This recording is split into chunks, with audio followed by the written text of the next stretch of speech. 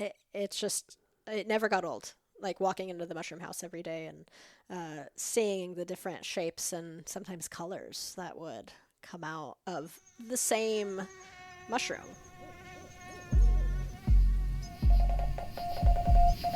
Welcome to the Wild Dispatch!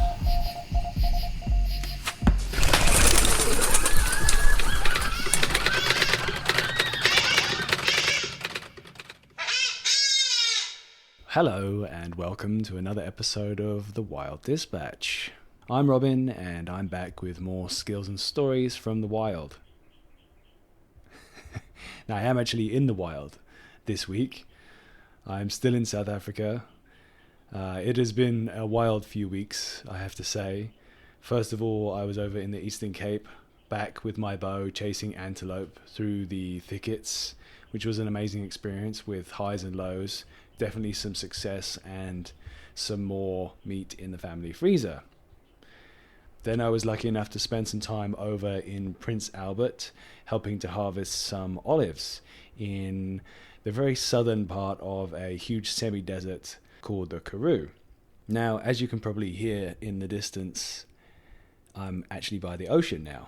It's the Indian Ocean, and I'm staying with my family down here in South Africa at a place called Bochum's Bay, which is a beautiful place. We are right by the ocean, and it is, stunning. I will be heading down to the beach shortly after this episode. But that's enough about my travels.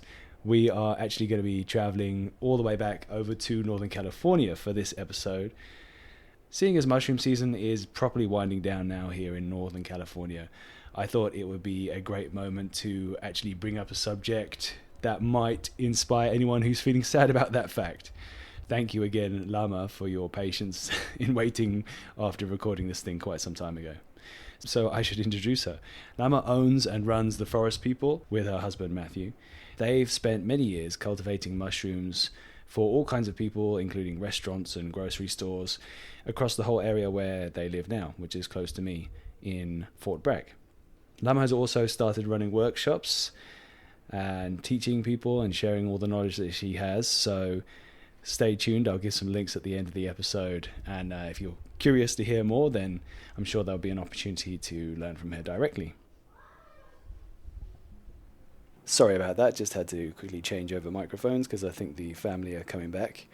And don't want to have a bunch of sound of kids excitedly sandy toes running around the house. So anyway, where was I? I think I was saying Lama has a ton of knowledge from many years cultivating mushrooms with her husband.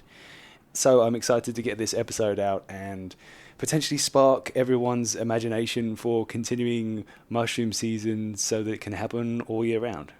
A big thank you again to Lama for sharing her story. And also a big thank you to everyone who's listening today. If you're new, then please do all the things that people who enjoy podcasts do. Give us a follow, subscribe, give us a like if you're on YouTube. Whatever you're listening on, if you could set to automatically download, that would be fantastic. It means you'll never miss an episode, and I'm going to start putting them out a little more regularly now, so I don't want to catch you by surprise. Right, that's enough waffling from me for now. Here's Lama.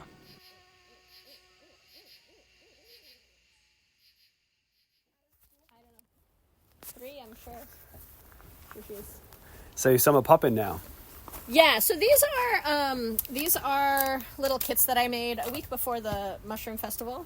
Which was about 3 or 4 weeks ago? November 16th and 17th. Okay, and it's the 17th now, so that was a month. So a month ago, yeah. So a month ago, a week before that, I had these kits that I gave out. I did another, not so much a class, but more of a talk for the garden club members at the Botanical Gardens. Okay. And I gave these out as like, hey, take them home, and I had never made one like this small. So yeah, it's like a kind of a half or third of the size of the one that I made at the festival. Right, and so I didn't know like what would happen, or the idea with cultivating mushrooms is the more substrate you have, the stuff the mushroom's eating, the more mushrooms they'll output. Yeah.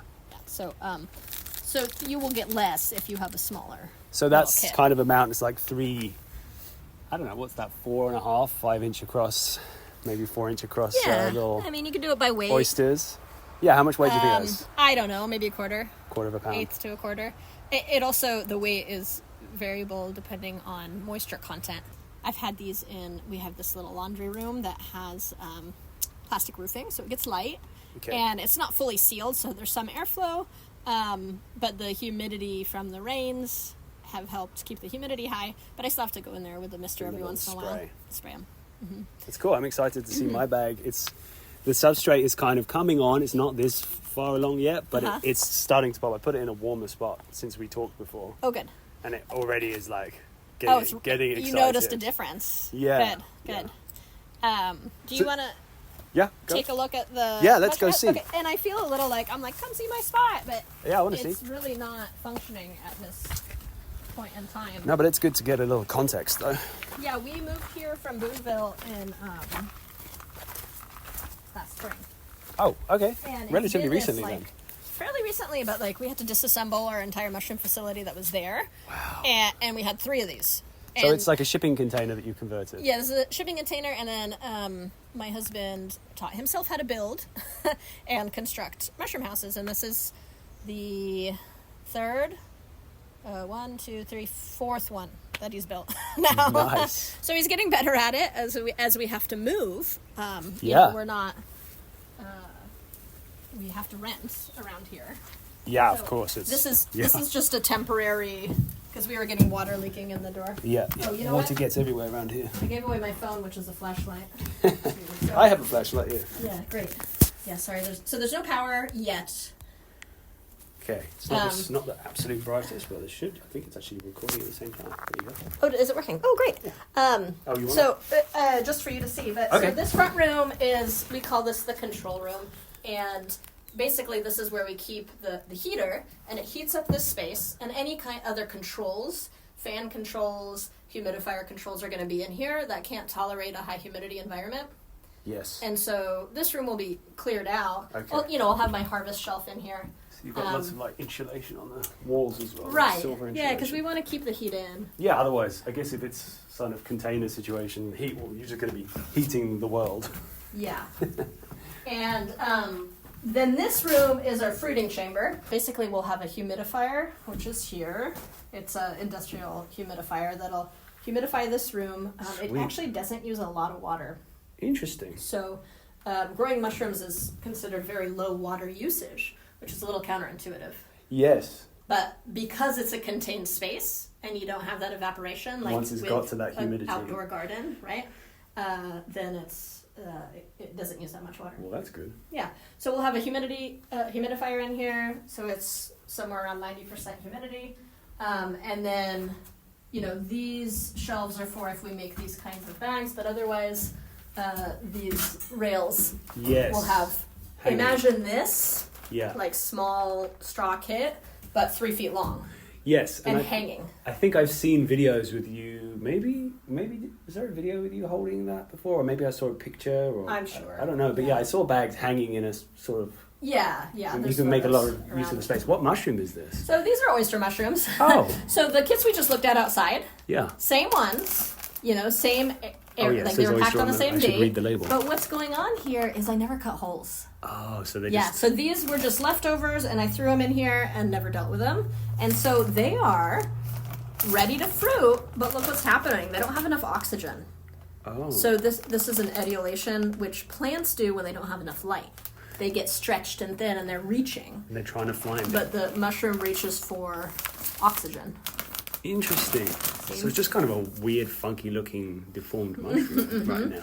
Yeah, they look like little corals. This one looks like, a little tentacle Yeah. octopus creature.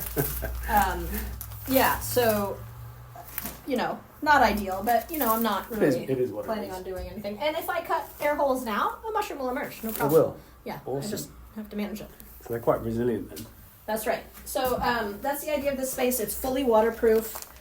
We oyster mushrooms and all mushrooms, except for those white button mushrooms, require lighting to fruit properly. Oh, Yeah. so is that why those button mushrooms are grown in caves in France? Or- Well, they were discovered in a cave in France, right? And Okay. then the genetics were taken and replicated, right? So it didn't have any light, so they're white. When you put light on them, they become like cremini or portobello. Yes. Same species of mushroom. It's just aged more. Grown in different conditions. Yeah, so light. Oh. So if you do light deprivation, they stay white. But it's the same species. Mm-hmm. How funny. Yeah. And I'm sure different varieties. Yes. Right? So you can select for, so for example, like beets and chard are Okay. the same species of plant. And the beets have been selected for the root, to eat the root. And so there's varieties that's selected for. And then for the chard, the Swiss chard, or silver beet, however you want to know it, Yeah. is selected for the leaves. So the variety is just, Yeah. how the selection process has gone over time. So similar with mushrooms. Okay. Interesting. Well, thanks for showing me. Yeah. I mean, that's it. It's not exciting right now. So you have like little misting Nothing hoses at happened. the top. Yeah, as well. so that's more of a backup system. Okay. Yeah, so we started with this. When we first built this mushroom house, it was off-grid. Yes. And so we were going very low power. Yeah. And so it was a technical challenge to do that. But one of the ways is we just had a gravity feed on our sweet. water system and these little misters. And it's not ideal. Yeah. There was some dripping, and if it was dripping on a mushroom, then that mushroom got too wet and soggy and was not saleable. Yes. So we've since converted, but if, say, the power goes out or something Then like you've got that, we backup. have backup. That's great. Yeah, better than no moisture. That's right. Sacrifice a few for the greater good, I guess. All right, well, shall we find a spot and Yeah, let's do it. get our fancy headphones on?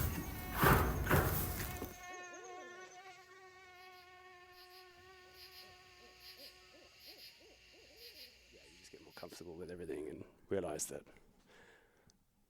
what will be will be. Yeah. Yeah. It'll all work out. Yeah, It'll all exactly. be great.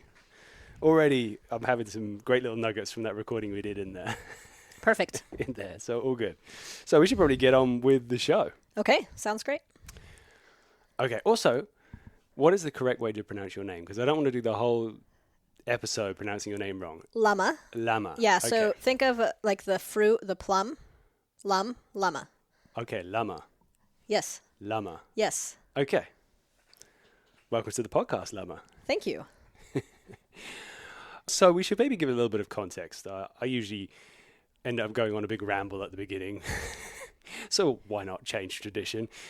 We met at the MCMC Fungi Festival, I believe the inaugural festival. It was about a month ago. Mm-hmm. So today we are not that far from the holidays, actually now. Christmas, it's what? I don't know exactly.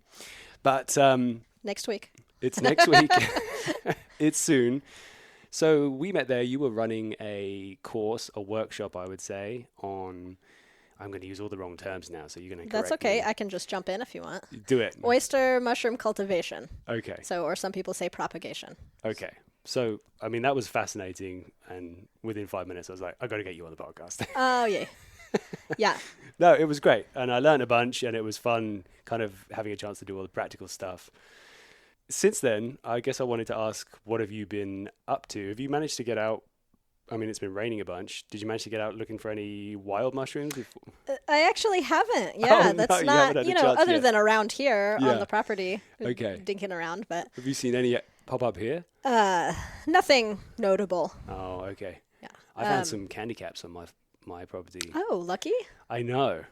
I didn't realize it because thankfully, people like William, who's been on the podcast actually, he was like episode, I forget now, like 3 and 6 maybe, way back. Oh, wow. One of OGs. He's taken me, he's taken me under his wing and teaching me things. So he taught me about candy caps the other day. And then I was walking in my garden, I was like, oh, they're like right here. Right there. 50 yards from my house. Yeah. So, yeah. What a fantastic mushroom that is. So magical and odd, right? Because you don't usually think of mushrooms as lending themselves to a sweet flavor, Yeah. where candy caps do. And hard to mistake if they are giving off a scent. Right. It's so distinctive. Yeah. It's funny. I'm quite smell oriented as a person. So when me I too. have that thing locked in, like once I've smelled it, like also like a matsutake, if you know that smell, I mean, I guess it's probably easy for everyone to know what that smell is. I'm not special. Well, no, but you can smell them before you see them, right? Yes, exactly. Sometimes, and depending on their age. Yeah. And matsutakis are similar in that way, where if we're on a trail I can sometimes smell them Oh, really? before I find them. So I know they're there. That's awesome. Yeah. I love that. I've had that with lobsters before as well. Oh, Like nice. they've got such a distinct, I don't know why, but lobsters are like my happy place. Lobster mushrooms are my favorite mushroom. Oh, me too. And high five. Yay. Yay. And I've actually never found one on my own. So I've Oh. always had to, I've been gifted them or I've had to buy them. Oh, no. But yeah. Well, we'll have to go. Well, they're coastal, right? So Yeah. and we haven't lived on the coast, so I think that's part of it. Well, I know a couple of spots. I got a little spot that I refer to as Lobster Mountain, Oh. which when you catch it at the right time, which I didn't do this year, it's like, yeah, it's epic. It's Like, past, right? The oh, time? yeah. It passed. Okay. I think you've It's got to early. go earlier than you think. But that's actually inland by 10 miles. Oh, okay. Yeah, so that was a way in. But yeah, it's good. I think we found like 50 before in one spot. Wow. Yeah, I've never had that kind of mushroom hunt. Yeah, Yeah. and again, to clarify, I focus more on cultivation and growing, and so, I'm growing them so I can expect a certain output as opposed to wandering out around in the woods and maybe finding some and maybe not, even though it's enjoyable for the hunt aspect of it. Yeah, absolutely. Yeah. Yeah, but I have a lot to learn as far as foraging goes. But that's part of the fun as well, isn't it? Like every time, I mean, I'm by no means an expert. I've only been doing it a few years, but once you get that bug, Uh-huh. Absolutely. it's You good. know, one thing that fascinates me on the subject of lobsters is Jill from the Mushroom Club Okay. said that, so it's a parasite, right? Yes. That attacks Rusula. Yeah. And she said she's taken, lobster mushroom and put it over the space where the Rusulas grow on her land. I heard this. And yeah, and they turn into lobster mushrooms. So she's inoculating her wild patch Yeah. of Rusulas. It's so good. I'm actually really excited about this piece of information, and it's now's as good a time as any to reveal that I managed to find a late blooming lobster, and I've saved it. I have it in a paper bag in my fridge, and I was waiting until I see that specific version of Rusula, and I found it. William was like, "This is how you identify them." He pointed out all the details that I needed to know. I found one relatively close to my home. It's not on my property, but there's a little spot that I like to frequent. So I'm going to head over there maybe tomorrow and try So cool. and So sprinkle some lobster dust and see if magic Perfect. comes through. It's going to be...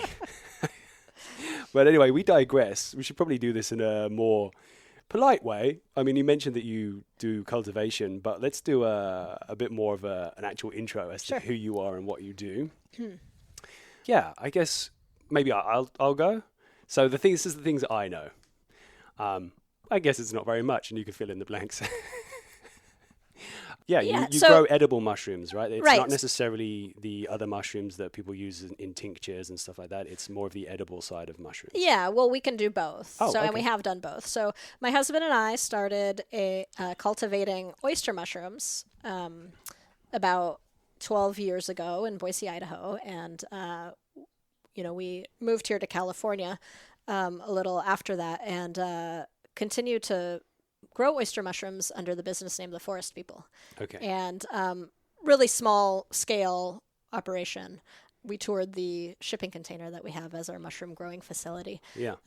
But very rewarding, and we have been making a living off of that for a few years. That's amazing.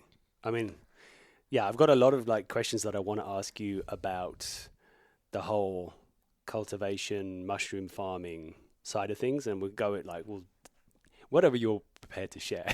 Sure. Obviously, if there's any point where you're like, no, I don't really want to share my secrets, then let me know. Oh yeah, you need to cough? Yes. Okay. Yeah. So you'll just cut it out. Yeah. Okay. So I don't need to raise my hand. So you hit the mute button. I just do it. Oh, I didn't hit the mute button, but I'll do it. All right. No. Yeah. Whatever. I could actually mute you for a second, but That might sound weird. that would be complicated, and then I'd forget to unmute you, and it would it would be an awkward phone call later. Yes. It was just a test run. So, as I was saying, I obviously want to go into all the information about growing mushrooms, farming them, and I'm very curious about a lot of the aspects of that. But what I usually like to do when I do one of these podcasts and interview people is kind of go back and get a bit of a journey, a bit of a story of kind of you growing up, your experiences, and all the things that make you who you are today. So first things first, you actually told me just now, but I've already forgotten. Where was it that you grew up? I grew up in Virginia, northern Virginia. And where is that? It's on the East Coast. Okay. Of the United States, Okay. to be more specific. And it's very close to Washington, D.C., maybe about half an hour, 45 minutes from Washington, D.C. Okay. So very metropolitan area, fast-paced, lots of commuters, lots of traffic. Very different to here. Very different. Yeah, I grew up in suburbia, essentially, townhome in a cul-de-sac, and didn't have a lot of access to the outdoors or nature or anything like that. Interesting. Except the creek behind our neighbor's house that I would venture into and explore. What did you find? All sorts of things. You'd be surprised. Yeah. We found crayfish and little fishes and minnows. There was train tracks back there with all sorts of random things. But it's interesting. Crayfish. Did you ever try eating them? Did you ever try catching them? No. That did not even occur to me. It's not even like a thought process. I guess if you're in an urban environment, it's like that's not where food comes from, right? Right. Yeah. That's so funny. I only caught crayfish recently, I guess the last couple of years. People laugh at me because it's the thing that kids like to do around here. Right. But I'm obsessively staring into like the water with a self-made net. Anyway, that's a digression we don't need to go down today. So when was it that you moved over to Idaho? Yeah, so the pathway from Virginia to Idaho was not direct. Okay. I went to school in Richmond, Virginia. I studied fine art and also philosophy. So I have a degree in each of those, neither of which I could, get a real job with. So, but my fine art degree was focused in photography that took me to Southern California to pursue art. And I was in the LA area for about a year before I was miserable enough to leave. And I really didn't like it. Too much concrete. I lived right on the coast. But while I was there, met some really good people that were from Boise, Idaho. And they thought I would really like it. At the time, I was mountain biking. Okay. Quite a bit. I started mountain biking when I was around 20 and in college. And so that was in the LA kind of area you started, or did you start No. I'm sorry. I started in Virginia. Okay. So in Virginia, I started mountain biking. While I was in college, I worked at some bike shops and also did some racing, did some dual slalom and downhill fun racing competition on the East Coast. Yeah. So Virginia, Maryland, New York, upstate New York, some stuff. And so is that more downhill kind of racing stuff? That my understanding? So it's you go to a ski resort and you ride the lift up, and this is in the summer, so there's no snow, right? And then you bike the trail down, and it's fast. Gnarly. And a lot of injuries happened. Really? Yeah, sure. Did you take any big spills? Yeah, I had a few concussions under my belt. Whoa. Got some chipped teeth, got some scars. How fast were you going when that happened? Different incidents. Oh, okay. Don't need every speed of every incident. I don't know. Yeah, I wasn't clocking. You don't remember. Yeah, I don't. One of them I don't. But really? Yeah. You're like fully I have some knocked memory out. loss from one of my wrecks. Wow. But so when I moved out west, I mountain biked some in LA, but the trails were harder to get to. I had to drive an hour to get to a trail. So I didn't do it as much. But the friends that I had met told me I'd love Boise and lots of mountain biking there. And they were absolutely right. It was beautiful. Moved there, lived in town, but could bicycle from my house to the nearest trailhead and then go for 100 miles if I wanted to on single track. And it was amazing. So It sounds amazing. Mountain biked a lot more there, and then there was the local ski hill, Bogus Basin, in Boise. Mm-hmm. Oh, I About always 40 imagined it minutes would be from town. flat there, but it's not. In Boise, so you're thinking Boise's in the Midwest, aren't you? like most people do. I don't know. I don't know really what I was thinking. I just thought Idaho flat. Yeah, nope. Rocky Mountains, one of its borders. Oh. Yeah, so Okay. Idaho, the jagged side, what is that? The east side of it is the Rocky Mountain. That would make sense. But Boise is not it's far from that, but still very hilly. And then it's high desert technically is where Boise is. But so you have the city, and it's surrounded by these foothills, and then up to the ski hill. So, and at the time I snowboarded, so I'd get to go snowboarding a lot. Awesome. Which was fantastic. So really, for an outdoor person, it was fantastic. And then the surrounding area, lots of hiking and backpacking and really beautiful wilderness. Yeah. Yeah. So I guess when you were in Boise, did you ever cross paths with mushrooms there? Yeah. So that's where I fell in love with mushrooms. And kind of nature in general, I guess, because you were out there all the Yeah. time. So I was outdoorsy a lot more. I was doing a good amount of hiking and backpacking.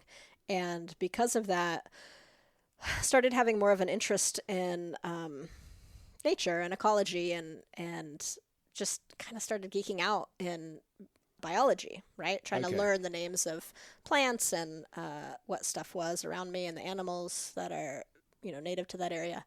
And started observing mushrooms, right? And that I started taking classes at Boise State University for biology. Okay. With that philosophy and degree and photography degree, I was kind of, I think, at the end of my road for a career path. So decided I wanted to teach high school biology. Okay. So I started going back to school for that when I took my first mycology class. Oh, okay. Yeah. So that's how that started.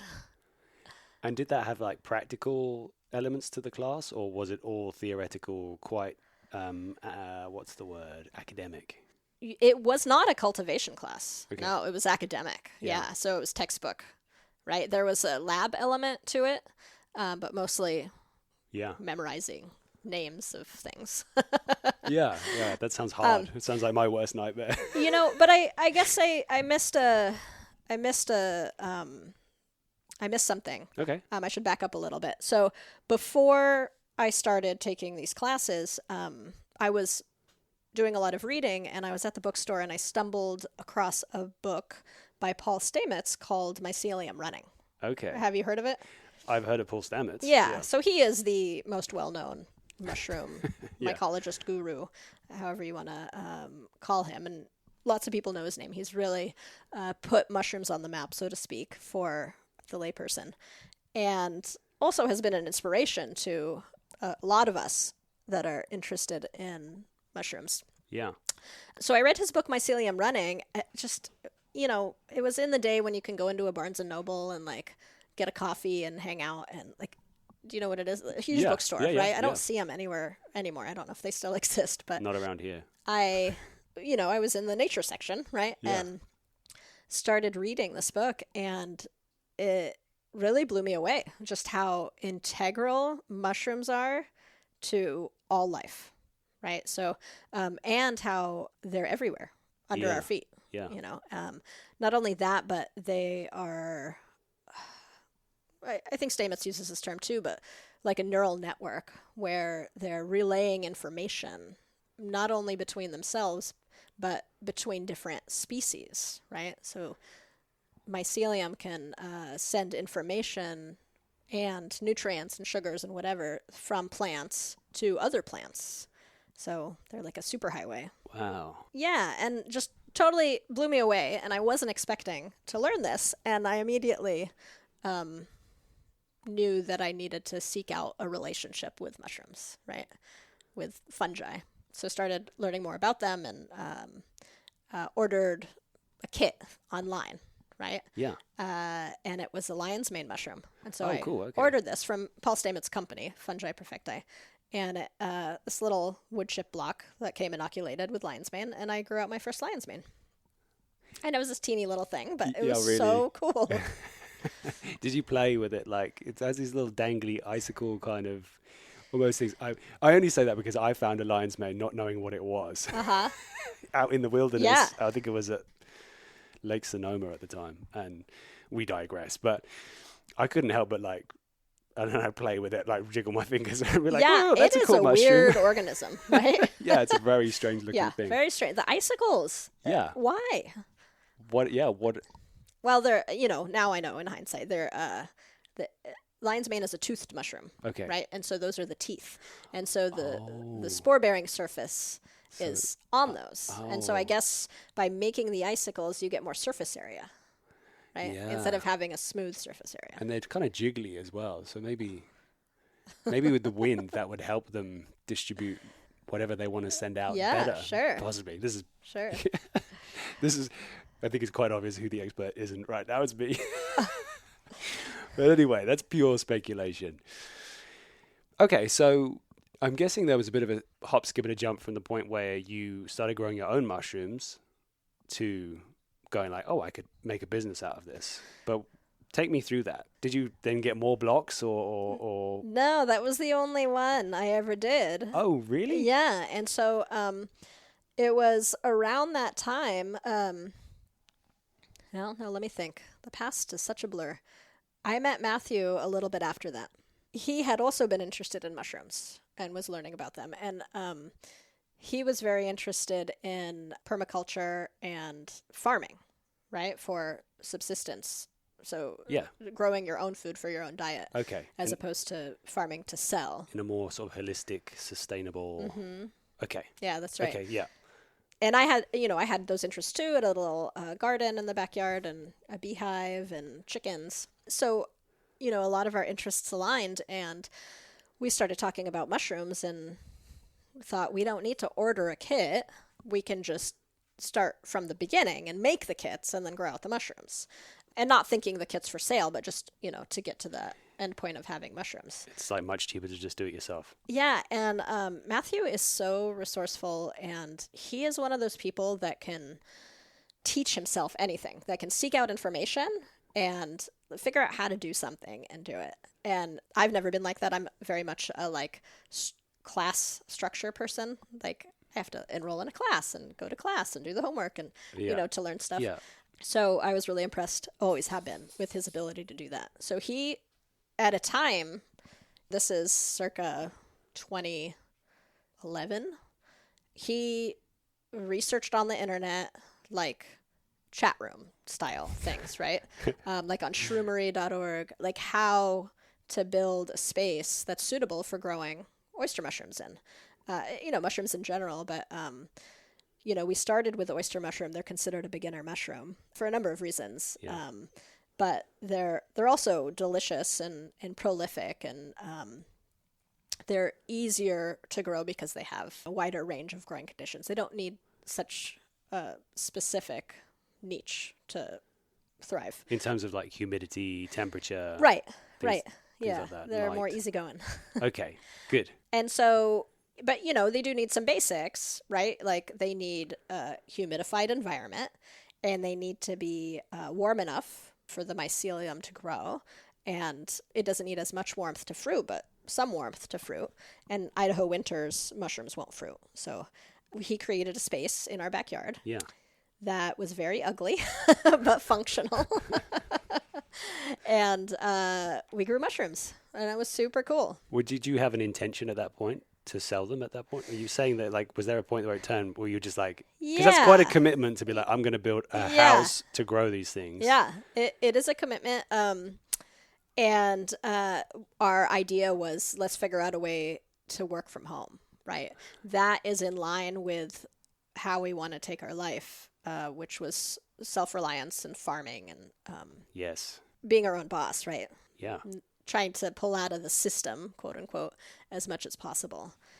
And so we quickly found somebody that said they would buy everything we could grow. So he was a middleman that he sold at farmers markets, wild foraged stuff. Yes. And he had restaurant accounts. So he bought our stuff at wholesale.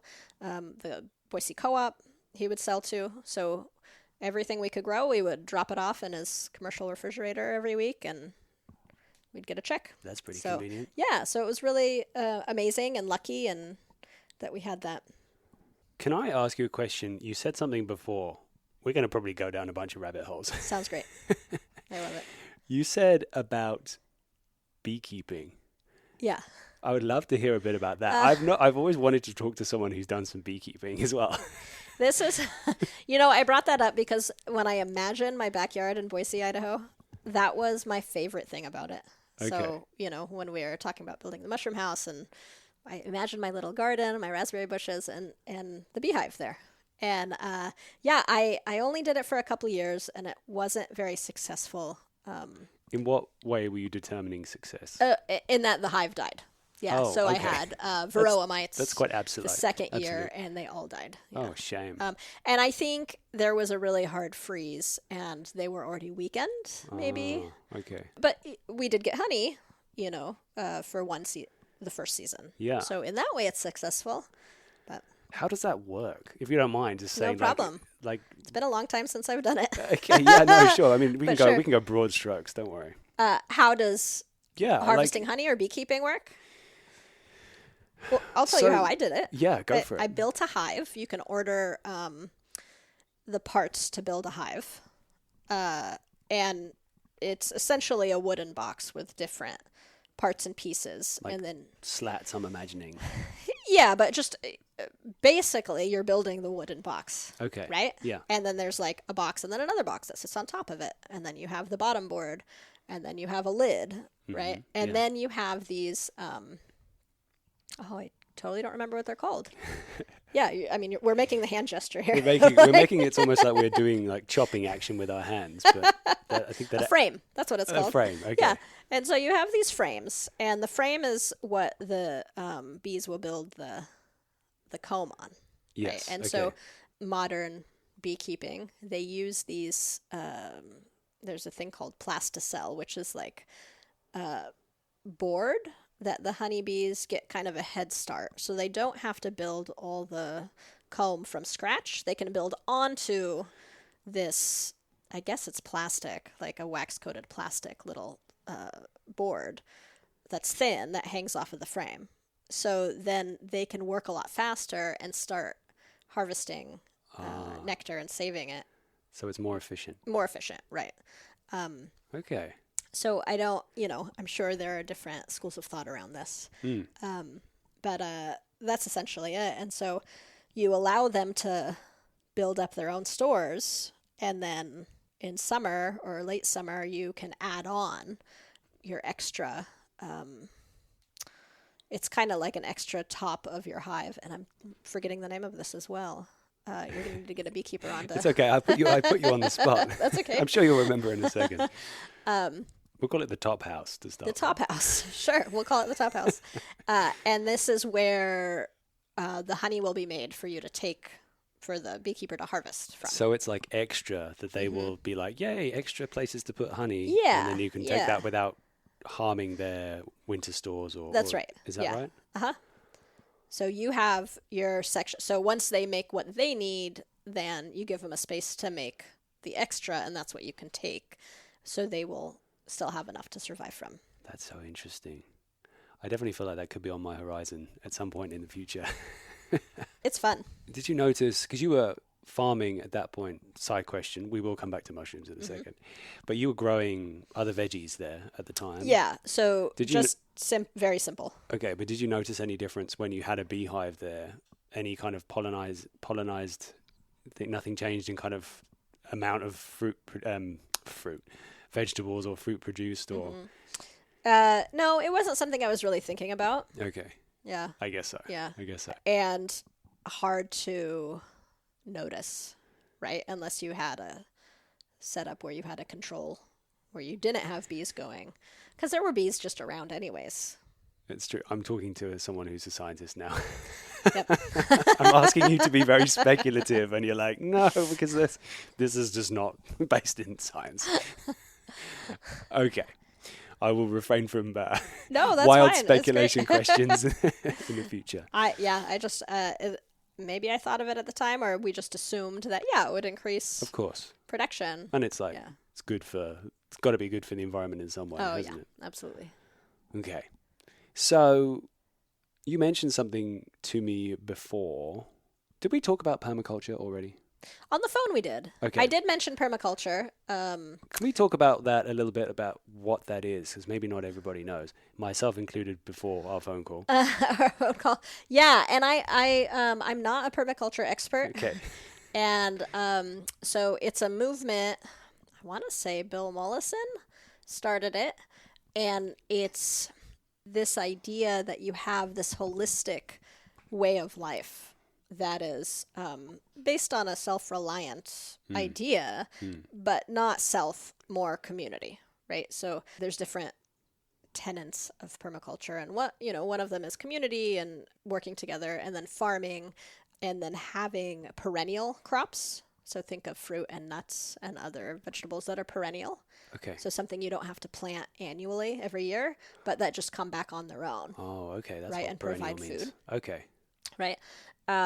Perennial crops, there's less disturbance of the natural space as opposed to an annual crop where you're, replanting every Breaking year. ground, or yeah. And then also wild space, right, is part of this, like having a space that's just kept wild. Okay. Right. So there's, it was a huge movement that was really popular in the 2000s.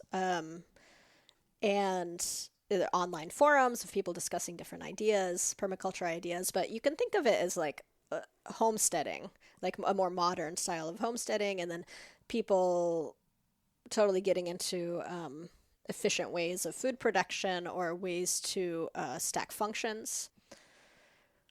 You're growing something, and then the waste of that goes to feed your chickens. So you're not buying chicken feed, right? Yes, And yes. so it's all They're fertilizing closed something. loop, right? In a way.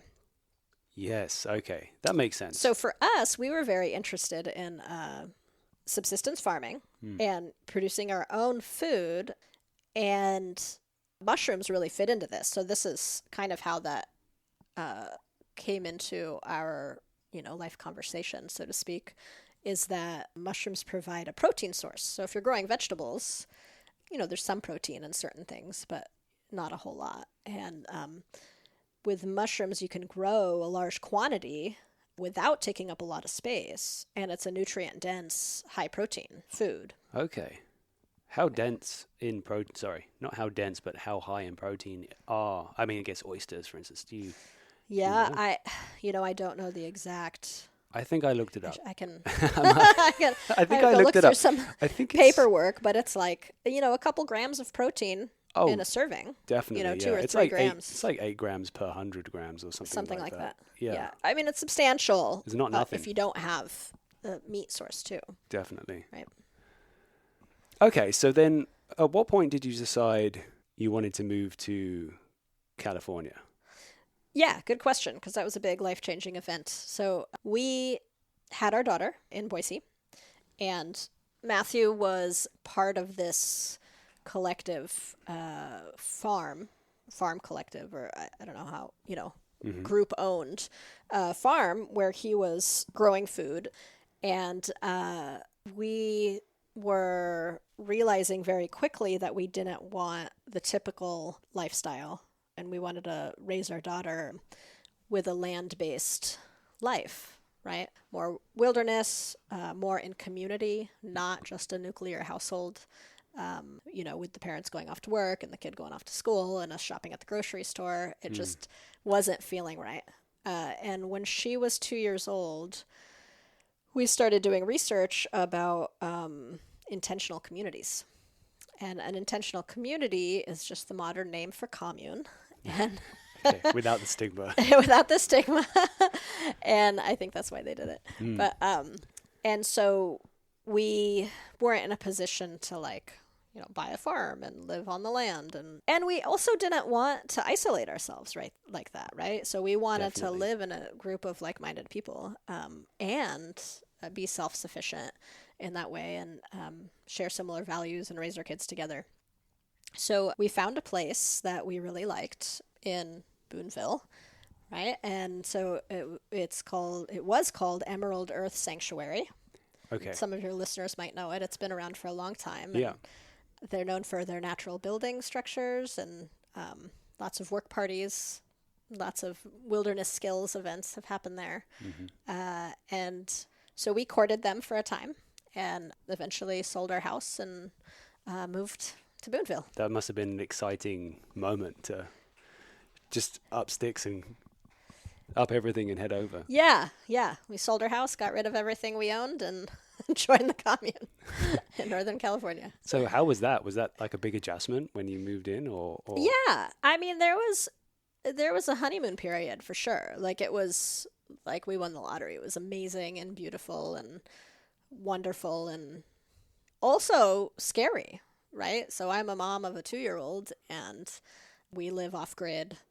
And from somebody who grew up in suburbia in the city, the nearest hospital is over an hour away. So if there's an emergency, and then just adjusting to the way of life.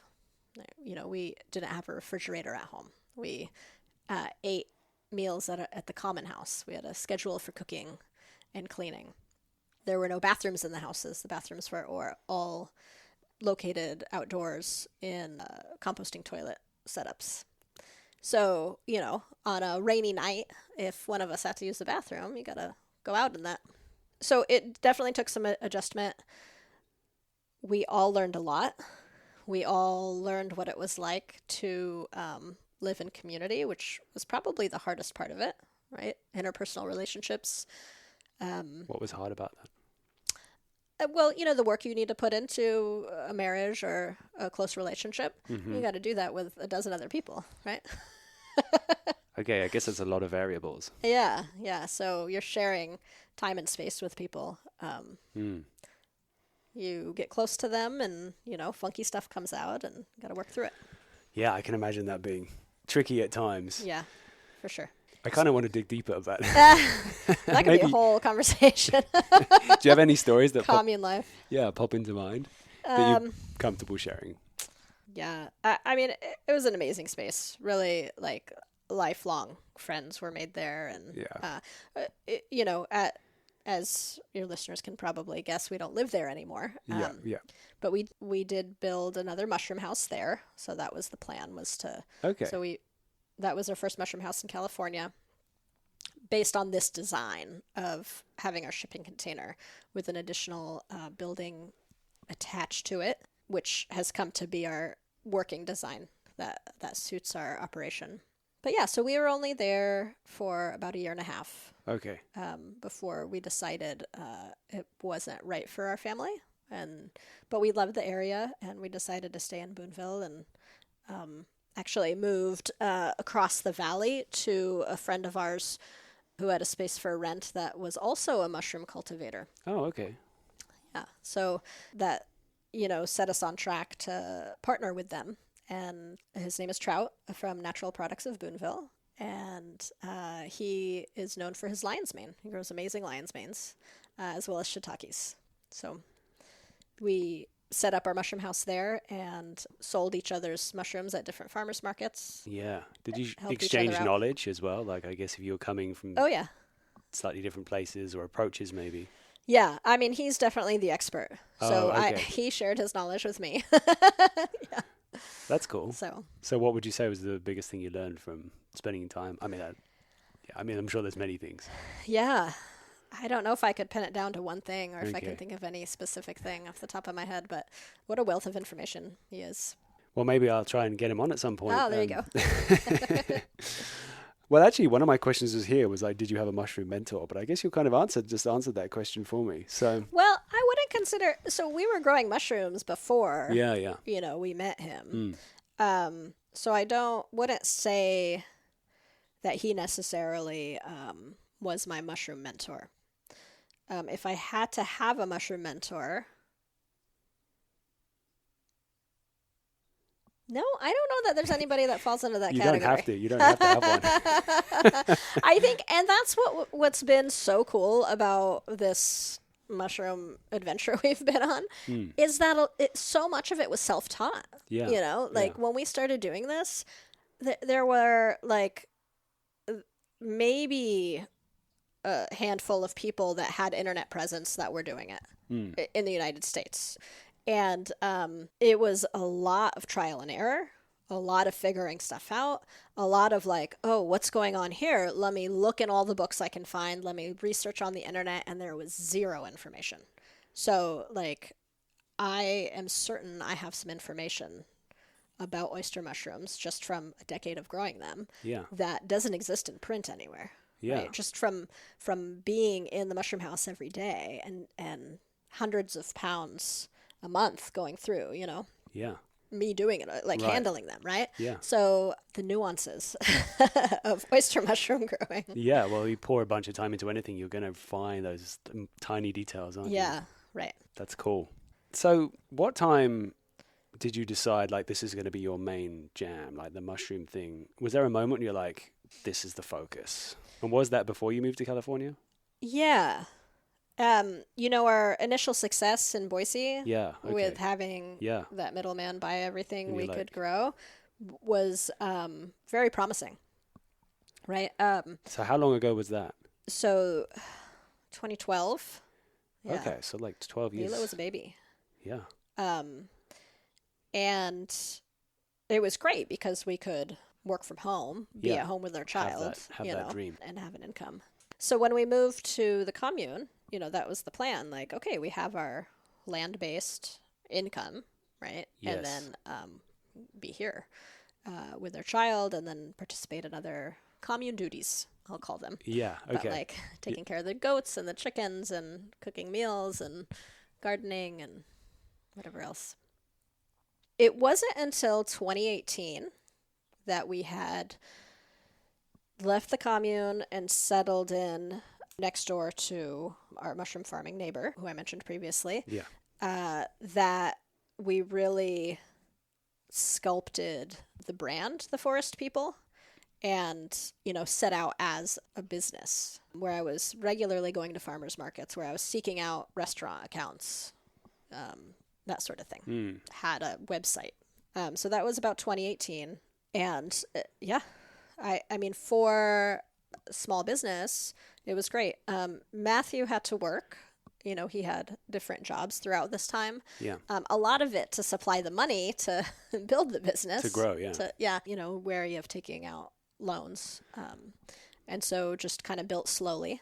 And then started taking off. Yeah, we got a lot of recognition and very much support in the community.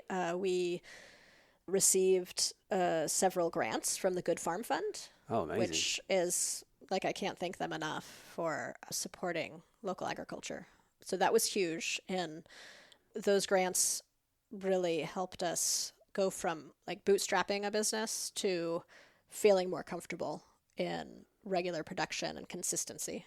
I guess that affects the decisions that you make and the kind of way you think about next steps. Oh, absolutely. Just having the money to buy the right equipment instead of just getting by with like barely getting by with the incorrect equipment. yeah, making do. Yeah. How does it work with restaurants? Okay, there's so many questions bubbling in my mind now. That's okay. Do you want to take a quick break for a second? I do want to close the window if you don't mind. Yeah, let's do it. Let's take a little break. Okay, yeah, that'd be great. I need to take a pee break already. Yeah.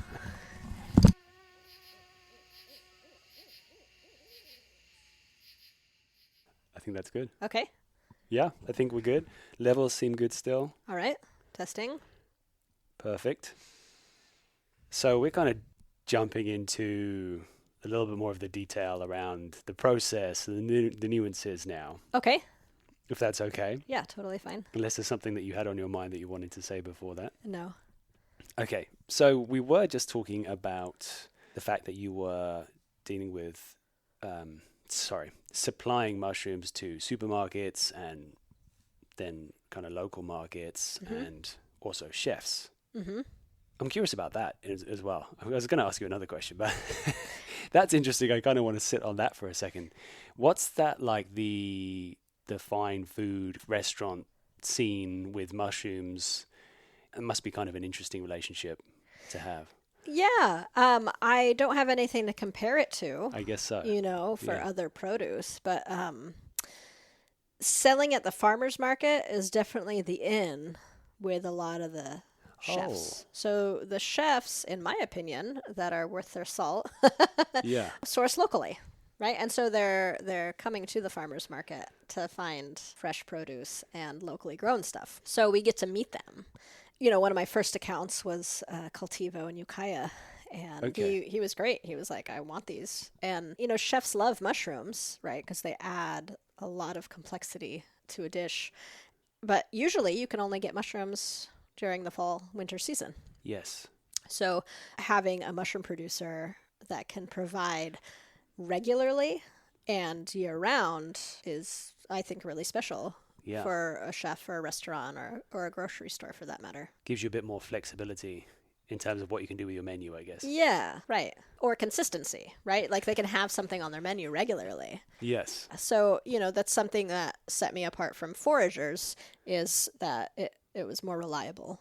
And so did you have a bunch of, I guess you didn't have that much competition. I guess you had the person that you were moved in with in Boonville, you said. Yeah, but that wasn't ever competition. No, right? because they're It's 'cause we producing worked something together. else. Right. Okay, yeah, yeah.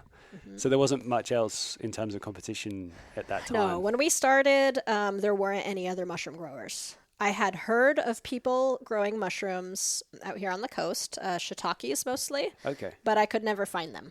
I never met them. So it was just, you know, hearsay. Yeah. Oh, so-and-so used to sell at the Fort Bragg Farmers Market. But eventually did meet somebody selling shiitakes at the farmers market. And now there's another mushroom producer out of Laytonville. Okay. Yeah. Okay, but it's still pretty, you know, there aren't a huge number of people doing it. Yeah, It's- right. It's not a huge number. It's not like it's vegetable curious. farming. Yeah, I guess it's maybe more complex, or there's something about it that seems like a bit more of a barrier. You know, mushrooms and fungi are kind of still obscure to most people. A little bit Right. scary, even you'd say, to right. maybe some layman. Yeah. I have a good friend that lives in Boise. And when I told her we were growing mushrooms, she was horrified and said, how do you know they're not poisonous, what you're growing? You know? And that just goes to show, right? Like this is a really common sentiment of like, Yeah. well, mushrooms are poisonous because that's in our mushroom phobic American culture. We're taught, oh, don't touch that. You know, it's a mushroom, it's bad. When there's plenty of fatally poisonous plants, plants don't get that bad rap. They don't, do they? No, no. Why is that? Well, mushrooms represent decay, right? And darkness, and they emerge from the earth, and Yeah, they're decomposers. it's true. So they're aligned with like death and creepiness. There's also a few of them as well. Yeah, I think you're right. There's a few of them. Go on. No, that's just, my assumption here.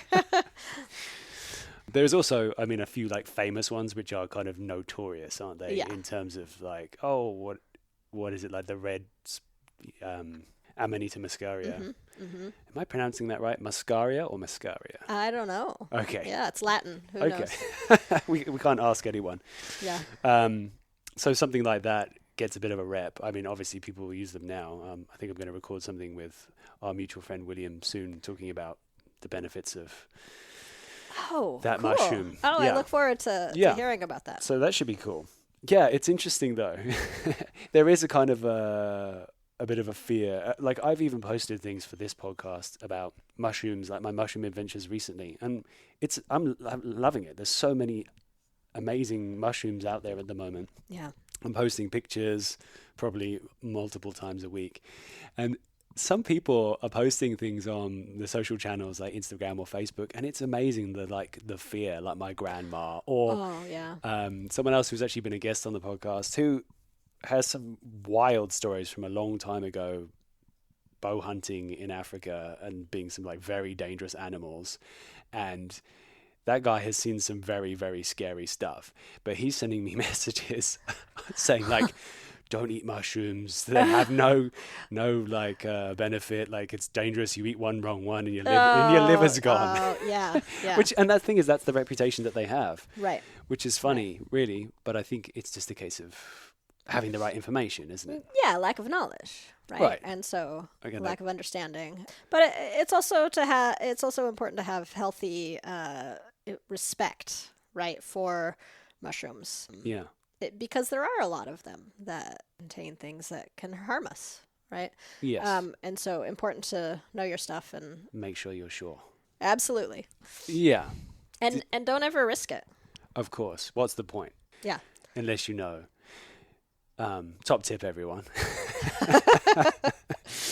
Have you had any kind of? I'm sure you must have at markets and things like that. People are kind of like, "Oh, what's that? Is it safe?" Like Oh, of people are course. asking you those kinds of questions. You know, it's really fun being a mushroom vendor at a farmer's market because you're like the default mushroom expert. Okay. And so people come up and have so many random mushroom questions or will show me a picture. What's this mushroom in my yard? Can I eat it? Like Oh yeah. so many times. And then the questions about, do I know where to get psychedelic mushrooms? Like a stranger asking me this.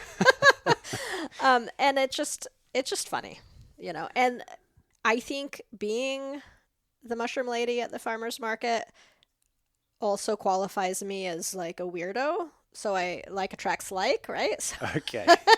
I get a lot of interesting characters that want to just talk And keep talking. at the farmer's market. And you can't exactly leave your stand. Well, sometimes I'm enjoying it. So. Okay, good.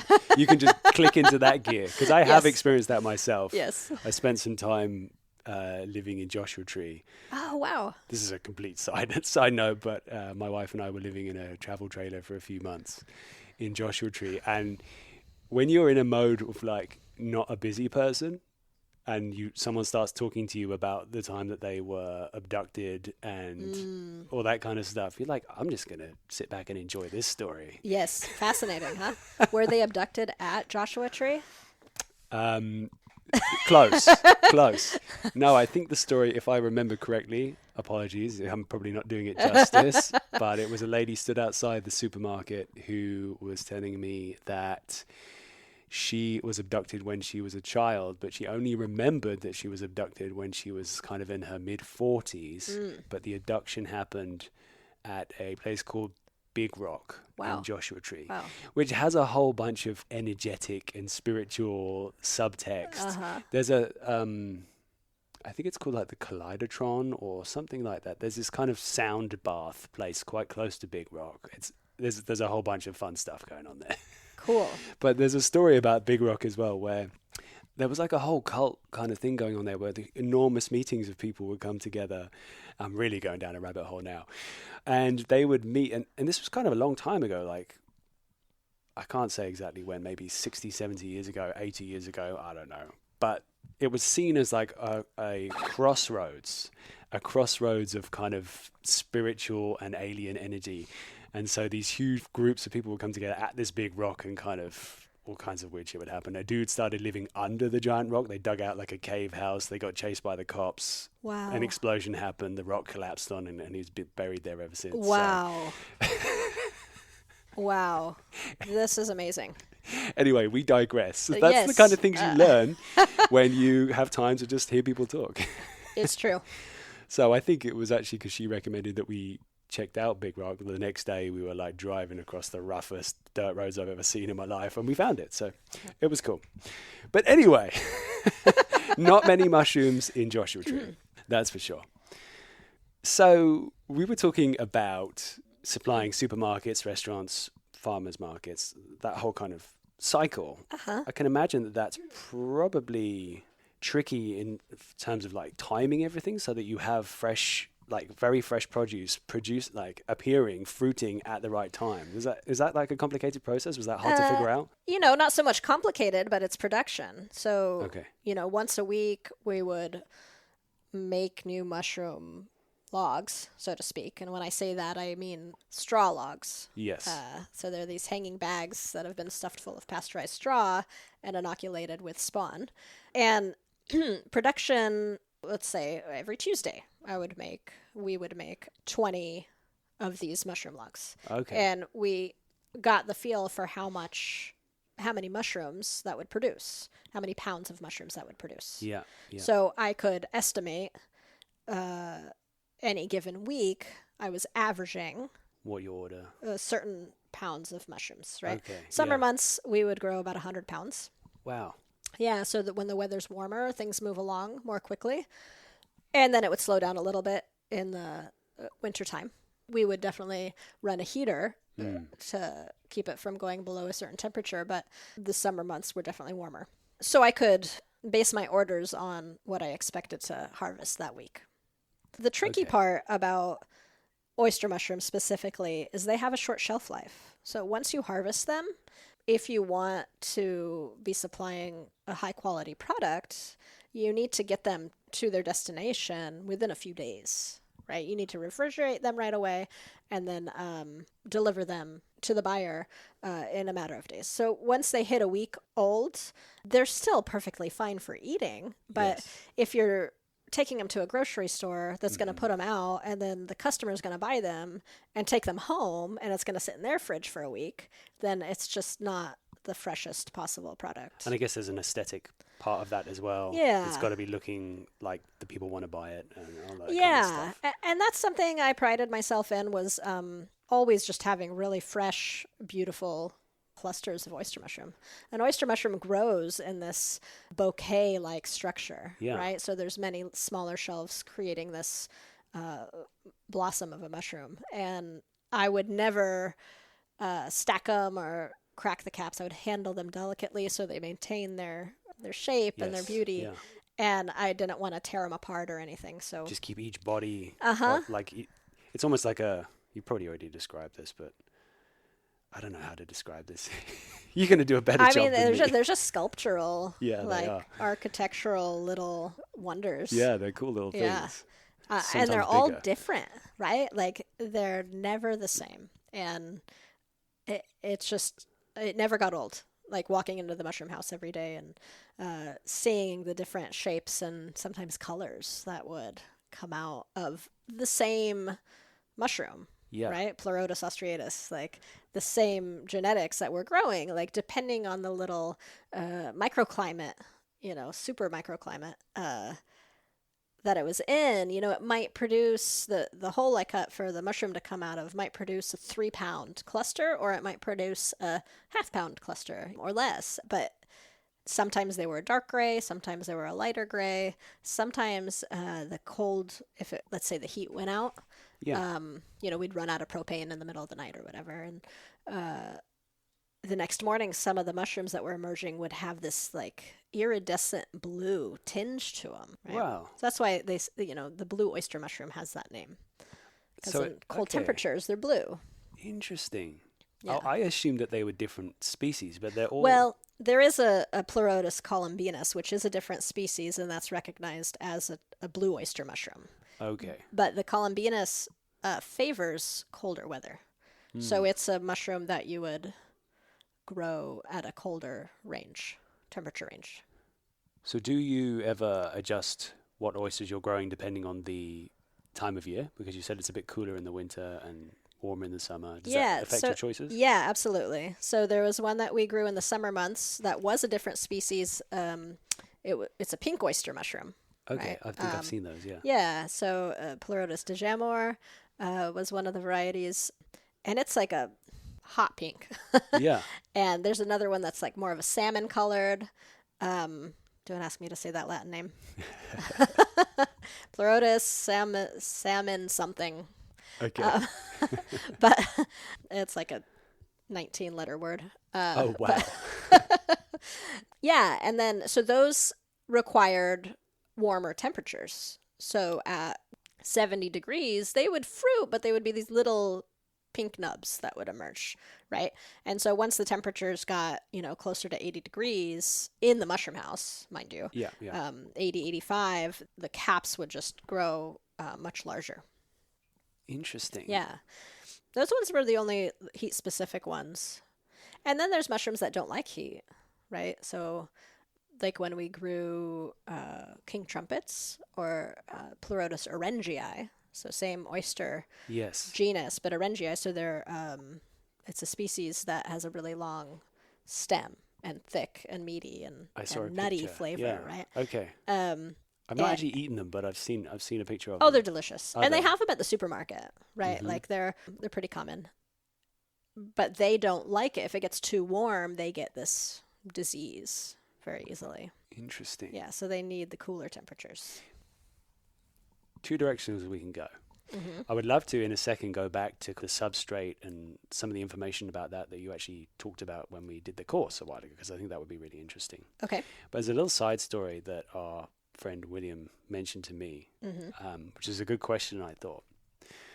He got approached, being the kind of social media famous person he is. He seems to have a lot of friends online asking him questions about mushrooms. Yeah.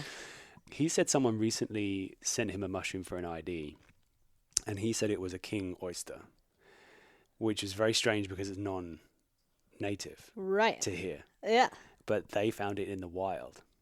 Here. Yes. Like Northern California. It's like Sonoma area, I think he said. Oh. So the question he had was, do you think... I wrote it down here somewhere, now I can't see it, but it was along the lines of, it seems like, I mean, obviously a lot of spores get released when people are farming mushrooms. Do you think that that's a situation of non-native mushrooms, potentially spores getting out and then fruiting in suitable locations here? It's totally possible. Okay. It's highly unlikely. Okay. My experience, we had 2 mushroom houses blowing out spores. Oyster mushrooms are known for their high spore load. Okay. Where we were living. And I did not see... there were native oyster mushrooms there. Yeah. But they were discernible by their coloring. And, when you grow thousands of pounds of oyster mushrooms, you can tell the different varieties. Something that's not part of the same family. Yeah. So they weren't coming from the mushrooms that we were growing. Yeah. And some of those logs had been there before we started growing, that we knew, you learn where the mushrooms are growing in your area. Yes. And they come back every season, right? Yeah. And so there was one case, our neighbor Trout, that grew shiitakes in lion's mane, found a log in the forest that was growing shiitakes. And actually, I stumbled on it and was like trying to ID this mushroom. And shiitakes are not native here. Yeah. And I was like, okay, this is really weird. It looks exactly like a shiitake, right? Yeah. And I give it to him because he can do, he does some microscopy and to identify mushrooms. He determined it was a shiitake. And so the only way, because there was a lot of shiitake cultivation happening there, is that's what happened. Yeah. Right?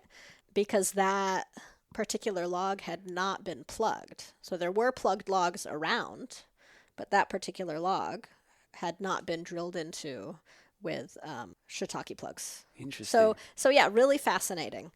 But it didn't produce shiitakes. It must have been a decade that it was around. Yeah. So it took a really long time, is what I'm trying to say, before it started producing. Yeah. Curious. Really fascinating. Yeah. And maybe there's a piece of information that we're missing. Maybe somebody we didn't know somehow inoculated that log years ago and it started fruiting. But Yeah. Yeah, maybe. True. That's true. But it would be quite circumstantial, I guess. But they are, they're finding that European species of mushrooms are growing here, right? In the States. Yeah, yeah. And so... And in other countries as well. Yeah, they've naturalized, right? So it's totally possible, Mm-hmm. of course. Spores are amazing little packages of life that can go through the worst and still create viable offspring. Yeah. Right. It's wild. A friend who was actually on this podcast as well, another mushroom guy, Justin Williams, he told me a story, not on that episode, I don't think, but maybe he did. Anyway, he was saying, I can't remember if it was Morels or Porcini, but he's in South Africa and they're finding these mushrooms that would not normally be here, growing mycorrhizally with native plants now. Whoa. So it's adapted to the protea, which is like the national flower of the... It's like a flower bush type thing. No offense to anyone who's listening who thinks that's not the right determination. Oh, that is so fascinating. Yeah. Right? Because they're so ready for that symbiotic partnership, to right? just adjust, yeah. Yeah, quite remarkable. Huh. Yeah. Anyway, we go down another rabbit hole. So maybe it would make sense to talk through a bit of the process, like you were saying about creating the substrate. Uh-huh. Something I thought was really interesting you said to me is that it's pretty, like the other thing that's good about oysters, I mean, many things, clearly, but they are quite flexible about what they can grow from. Yeah. So oyster mushrooms will eat any lignin cellulose material. And so think of plant matter, right? As Okay. cellulose. Lignin is the tougher part, like so woody material is lignin cellulose. Most mushrooms that are able to be cultivated require a wood to be grown on. But oyster mushrooms are special in that they're totally fine with grasses, right? So this group of cereal grains, the straw from cereal grains, so rice and rye and wheat, the straw from those are used in oyster mushroom cultivation. Yes. It's easier to obtain, right? Because it's an agricultural waste product, Great. so to speak. Yeah. We use rice straw, organic rice straw. Central Valley, a couple hours from here, grows rice. And so we can get organic rice straw fairly easily. Actually, more easily than organic wheat straw, believe it or really? not. Mm-hmm. So why did you choose rice over anything else? Is that the convenience? Because it's available. It's what's Okay. available here. Yeah. Yeah, when we were growing in Idaho, wheat was more available. Hmm. Yeah, so, and in California, where we live, the rice is more available. But I think if I had a choice, I would stick with the rice straw. If Is that the pooch? I think so. He's making weird noises. I think he misses you. Rice straw is softer. It's a little more flexible. It's not as stiff as wheat. And so if you've ever handled large quantities of wheat straw, it's really pokey, you know? Oh, And, okay. you know, it was common that it would like, so we use this poly bag material to create these straw logs. And it would be commonplace that the straw would kind of puncture a hole in the plastic, which is fine, but not ideal because we're going to make holes in it anyways, right? But that is sort of jumping the gun a bit in terms of what you want. You don't want holes in the plastic that's supposed to be sealed off. Yeah, early well, on, right? actually, we would cut holes in them right away when Oh. they're in the mushroom house. Oh, okay. Yeah, and we can talk about that in a second. Yeah, let's do that. And because you're referring to the kits, Mhm. right? That we made at the workshop. Yeah. And those are sealed off, but have an air exchange with the filter patch. Oh. But they're sealed off because they're just in your house. They're not in a humidified environment, right? Yes, So okay. if you have a humidified environment, you can have the holes cut, and you don't risk the bags drying out. And it's a bit more of a controlled And environment. it's controlled. You're not exposing it to lots of germs. Right. Other things that could get in there and start growing. Yeah, yeah. Okay. You know, back to the straw question, oyster mushrooms are great because they'll eat anything. Like you put oyster mycelium on a pile of dry leaves that you've moistened, right? And they'll start eating them and they'll fruit an oyster mushroom. So many different things. You even said coffee grounds. Yeah. So people grow mushrooms on coffee grounds. Sure. It's bonkers to me. Uh-huh. I mean, in college, we grew oyster mushrooms on a roll of toilet paper. Like, and they'll just, because paper, right, is cellulose. So they will consume almost anything, which also makes it difficult to try alternative materials to grow on, right? Like we don't want to use plastic. We have Yes. tried many different ways to get away from using plastic in our business. The mushroom will eat it, right? So we've used the bioplastics that are made from corn, Yes. but those just get consumed readily and fall apart. If you wanted to use some kind of like burlap bag for growing, I mean, it might work initially, but the oyster mushroom would start consuming it. That's a whole problem I never even thought of. Well, yeah, we don't like having to use plastic. Of course, Unfortunately, yeah. it's in farming, even local small scale, the plastic usage is unbelievable. That seems like a problem that if they could figure out how to solve that, that person's going to make a lot of money. In the mushroom or farming?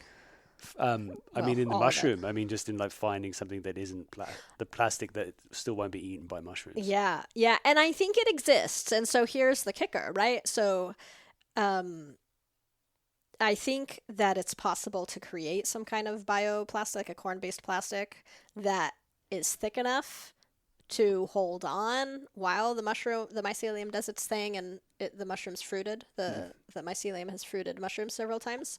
But it's expensive, and you have to get them custom made. Right. And when you're talking a small scale farmer, right? That's margins. Yeah, that's like working their butt off and barely making any money, right? Yeah. And that goes for vegetable farming too, right? The plastic usage in local vegetable farming. Getting out of that is cost prohibitive for a small farmer.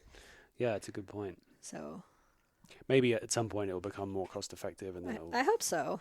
Yeah, it's unfortunate that plastic is cheap. It is. That's true. So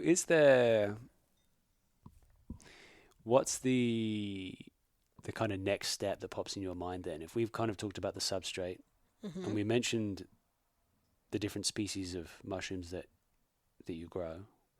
I'm going to sound like an idiot now, but those little tiny balls that we were putting in the substrate, how do you make that? What's that? Yeah, you don't sound like an idiot. Nobody knows what that is. Okay. It's very industry specific, right? Yeah. So that is called spawn. Spawn. And yeah, so the next step, so once you have your substrate, you decide what you're going to grow the mushrooms on. You need to clean it. So that is the initial step. Okay. Is cleaning your substrate. And when I say cleaning, there's a couple different ways of going about this. If you're using wood as your substrate for growing, all kinds of different mushrooms on, you need to sterilize it. And you would do that in some kind of autoclave or a pressure cooker. The thing about straw and oyster mushrooms is you don't need all that special equipment, and that's why they're so fantastic and easy for people to start with. All you need to do is pasteurize your straw, which means immersing the straw in hot water that's around 160 degrees. So you just need to find yourself a setup. For us, we use a 55-gallon drum and a large burner, propane burner, and we heat up the water to 160, and then we immerse our straw into that and then weigh it down. I've got a couple clean cinder blocks that I do that with, and then leave it for an hour. Yeah. And then I pull it out and I drain it and I let it cool a little bit, and the steam kind of dries it a little bit. Okay. Yeah. And then when it's cool to the touch, I can let it sit there for a little bit if I want, but then I can start mixing it with spawn and creating these mushroom logs that we've been referring to, packing the straw and the spawn into these bags. Yes. Right? So spawn is mycelium that has been grown out on grain. So think of a wheat berry or a rye berry. Okay. Yeah. And the grain is a nutrient-rich substance for the mycelium to eat and grow quickly. And then we take that myceliated grain. You can either outsource it, you buy it from companies that specialize in producing spawn, or you can make it yourself if you have the right setup.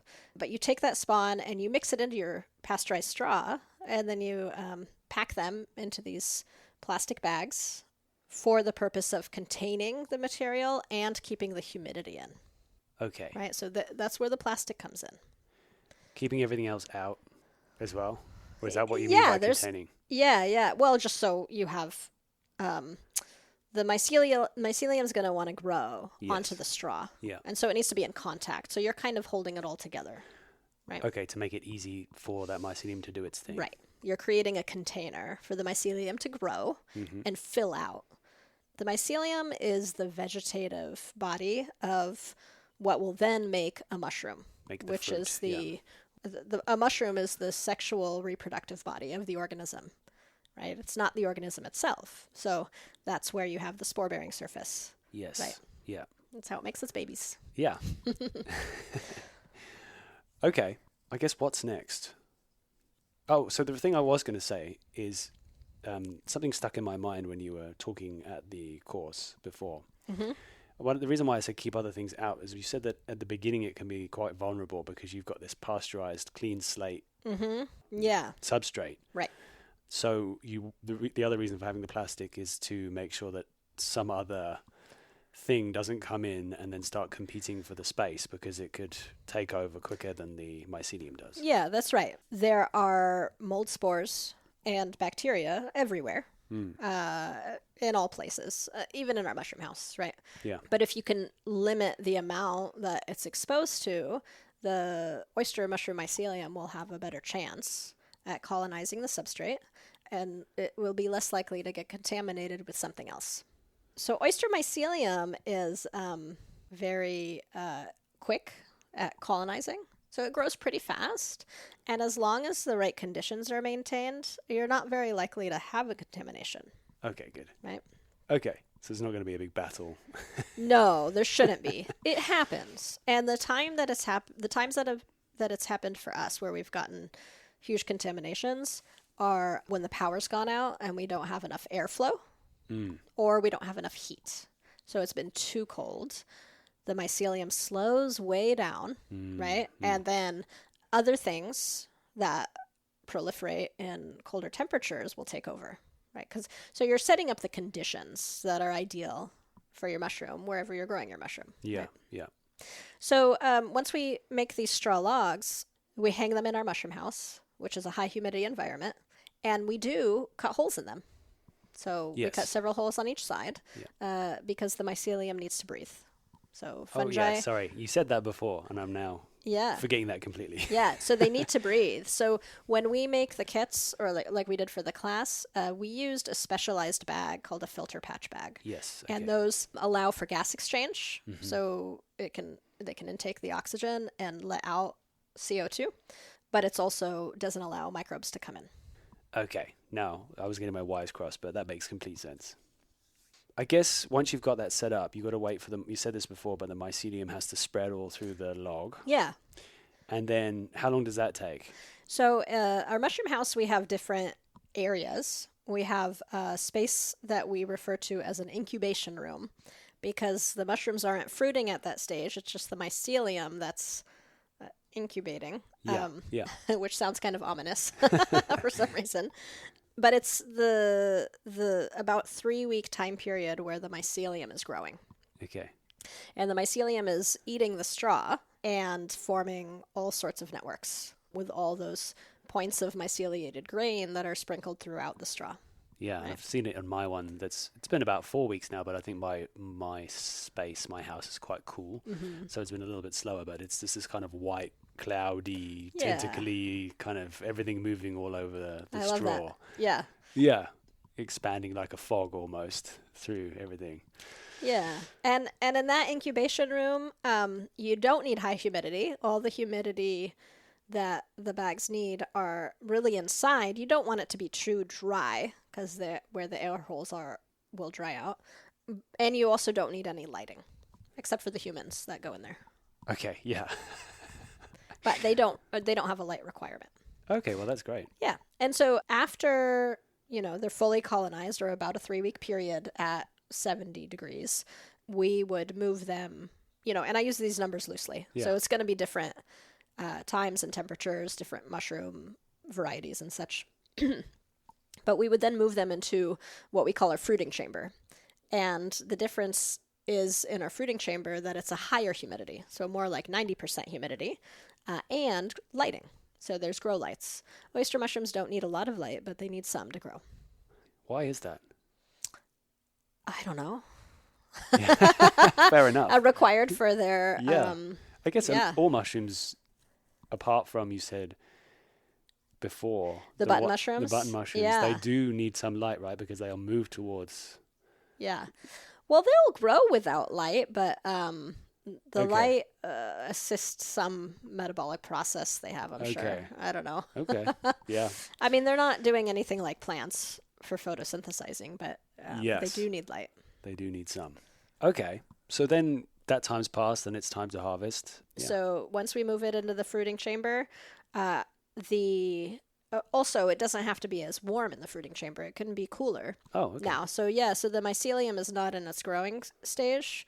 It's the cold weather and the higher humidity, which are akin to fall, right? A fall season. So think about incubation is the summertime when the myceliums are growing underground or in the logs. Yes. And then the fruiting chamber is the onset of fall or winter when the rains come, right? And it gets colder. So we're replicating that in our mushroom house. And it sends a message to the mycelium that the conditions are right for fruiting. Okay, So that makes within a sense. week, Yeah. we'll see these oyster clusters start emerging. Okay, interesting. You good? I'm talking too much. No, it's good. You're doing great. I'm making you because I keep asking you questions. Okay, so I don't know if you mentioned this before. Did you mention that it's like 100% efficiency of these mushrooms? I did when we were in Okay. our class. Yeah, Yes. and potentially more, right? Oh, really? Yeah, So what does that mean? So what that means is that 100% efficiency or a 1-to-1 conversion ratio is another way to say that, is that the substrate that you input, the dry weight, you'll get the amount you harvest will be the same as what you put into it, right? So if you start out with 10 pounds of dry straw, rice straw, you will potentially get 10 pounds of mushrooms from that amount. Wow. Right? So that's a 1-to-1. Yeah. So if you got 12 pounds of mushrooms harvested from that 10 pounds of straw, so then you're getting Yeah, more than 100%. Right? And oyster mushrooms have been documented to get sometimes up to 140, 150%. So, Yeah. yeah. It's very different from other farming, like vegetables and things like that, I'm guessing, in terms of how much space and resources and water and... Absolutely. I mean, it's hard to compare, Yeah, right? yeah. Vegetables take a longer time. So True, the true. process we just discussed, start to finish, to grow mushrooms, assuming you're starting with spawn, Yeah. is about a 6-week process, right? From starting to Yeah. harvesting. Yeah. And if you're making your own spawn and you're starting from scratch, you can add a couple weeks onto that, right? So that's 6 weeks. And in that space that we toured earlier, which is 8 feet by 20 feet, you could easily grow 60 pounds, 70 pounds of mushrooms, depending on temperature and Yeah, variety, yeah. right? In a week. 60 pounds a week, Rolling. reoccurring Yeah. once you get to that 6-week period, Yeah, right? that's pretty wild. It's crazy, right? It's more Much food less than space. Yeah. you can eat. It outputs more, and then farming takes up more space, and then you're season dependent and you're temperature dependent. I'm not, farming is so important. Yes. It's not a full mushroom diet from now on. Right, that doesn't work. You can't do it. So vegetables are essential for sure. Okay. I wanted to ask you about one other thing, which I forgot to build on when I was asking you that question about that William had. Okay. One thing I was wondering is, I saw on your website you use this Johnson-Su bioreactor approach to processing the substrate after it's Yeah. been used a couple of Yeah. times. It's been doing my homework. Good job. So I'm wondering if that process of breaking down the mycelium, I mean, maybe you could talk about that process, Yeah. but I'm wondering if that also helps prevent any mycelium from non-native mushrooms going off to other places, or I don't know. This is pure speculation on my part. I don't know. What do you think about that? Yeah, well, I'm glad you asked that because I think one of the least romantic parts of having a mushroom farm is dealing with waste. Yeah, And it's a serious issue to deal with because, we can talk all about 100 pounds a week of nutrient dense food and protein source, right? But Yeah. then every week that you're making those 10 or 20 mushroom logs, you got to take 10 or 20 out. Yeah. Right, of your mushroom house because you're cycling through. Yeah. You're getting rid of the old ones that have already fruited a couple times, and you're putting in new ones that are going to be more productive. Yeah. And what do you do with all that? It piles up really quickly. But I guess if it's, 1-to-1 ratio, then you're going to have that much waste, right? 100 pounds or 100 pounds of Yeah. substrate to Yeah. throw I mean, away. we're harvesting Yeah, the mushroom. yeah. So a lot of that material Is going into the eating mushroom. and selling and whatever, right? Okay, Is going yeah. into the mushroom. Yeah. Right. So it's less than what you're initially putting in, but it's still a significant quantity. Yeah, okay. So we, Matthew learned about the Johnson-Su bioreactor method, which is a method of composting that is I'm going to butcher this. He's the expert, not me. Okay. But it's passive composting. So you leave it for a whole year Okay. until it's ready. And you build the structure that allows for the aeration of the material that you put in. And what that does is it doesn't allow it to get anaerobic, right? And so when you have an anaerobic situation, like too much moisture, then you breed anaerobic bacteria. And anaerobic bacteria will dominate your compost. And so when you create more airflow, we talked about fungi breathing oxygen, right? Yes, yeah. You create an environment that supports the growth of fungi. And you create an environment that allows for a huge diversity of bacteria to proliferate, not just one kind or a few kinds of anaerobic bacteria, right? So now, after a year you can fill this Johnson-Su bioreactor with anything you want. And I guess I should describe it.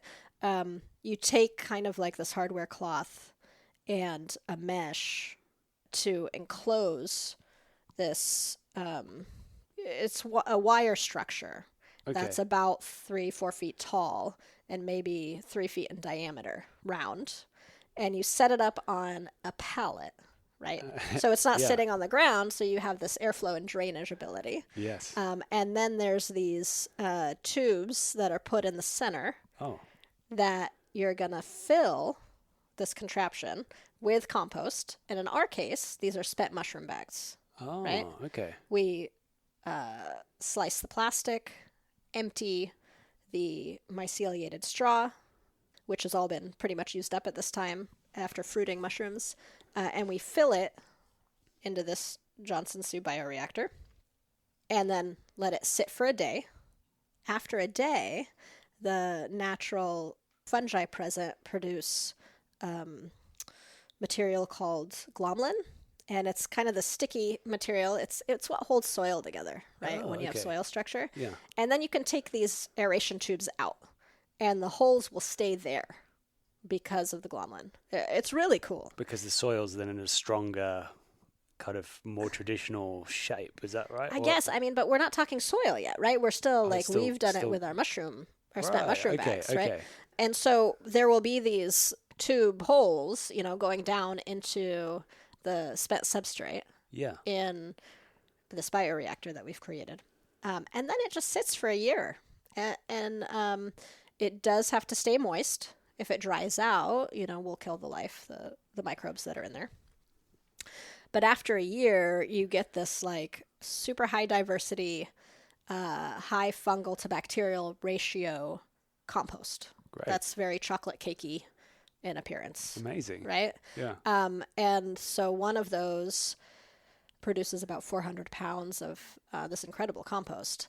And it's less compost and more inoculant, right? So you have this diversity of microbes that you can then take and add to your garden, your Perfect. vegetables. So you've got rocket fuel for your garden and Yeah. the veggies as well. Oh, absolutely.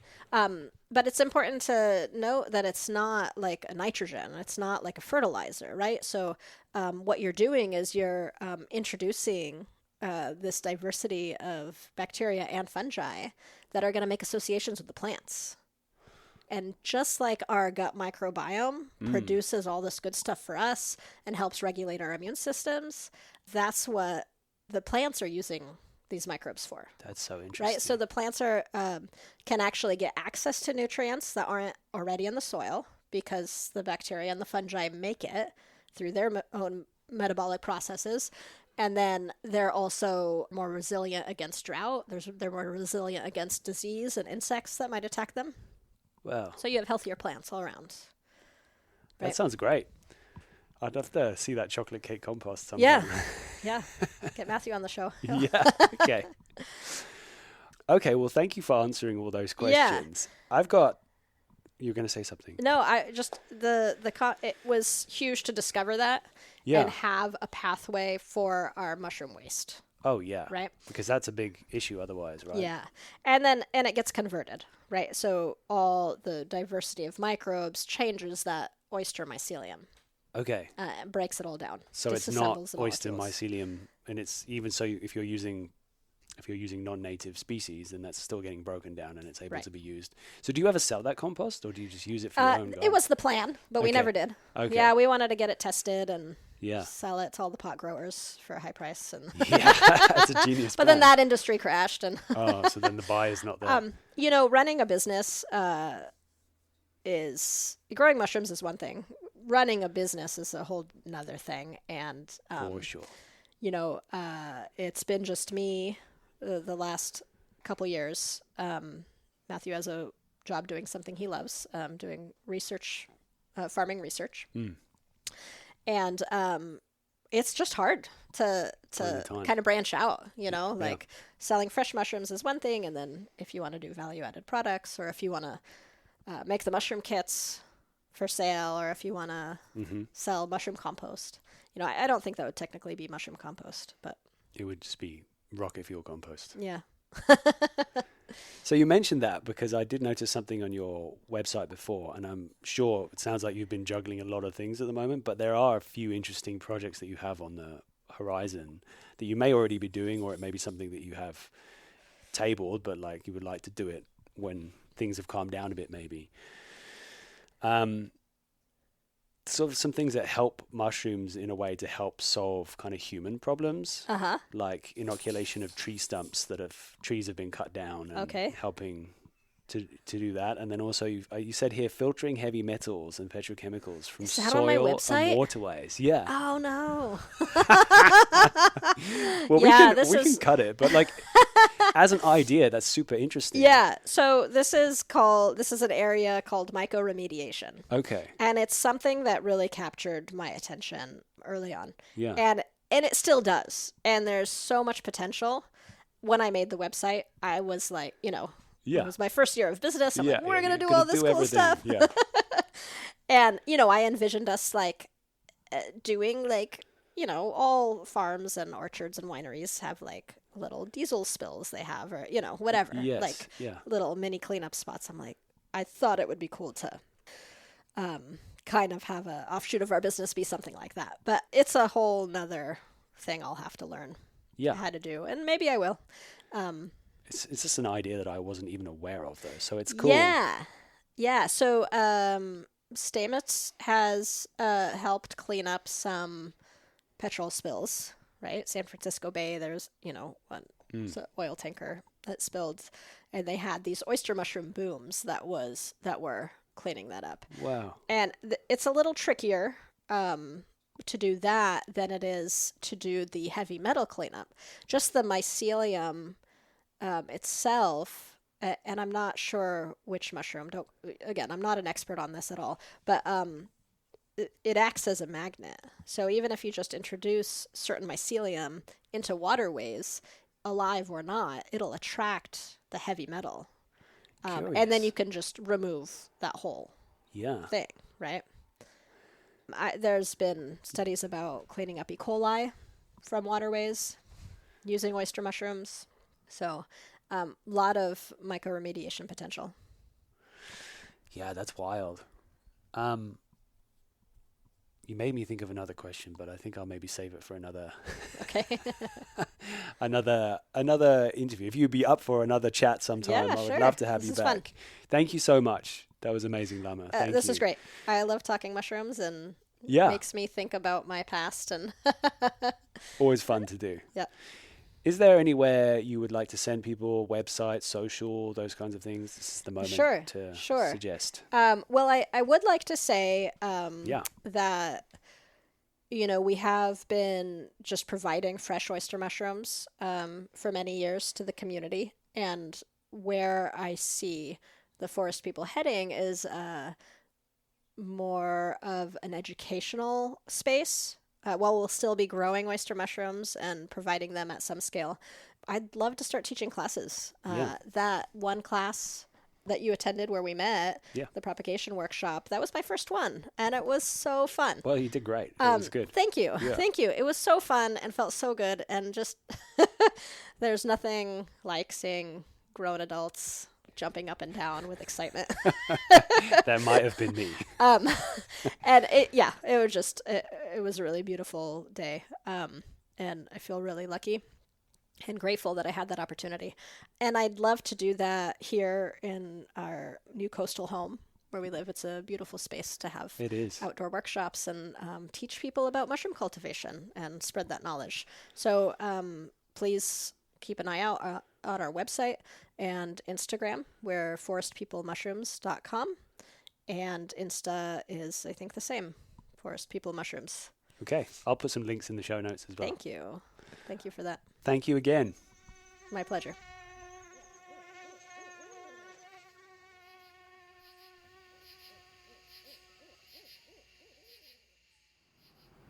Right, that's another episode done and dusted.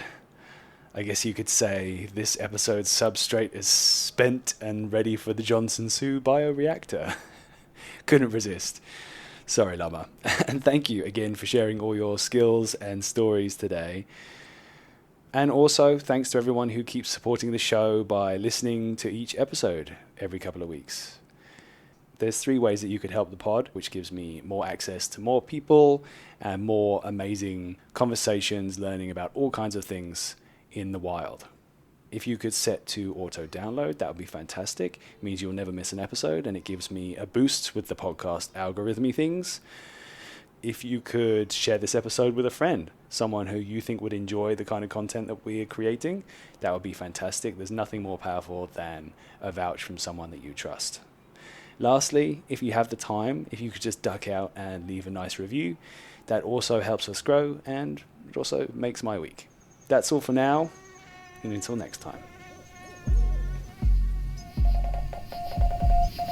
Welcome to the Wild Dispatch.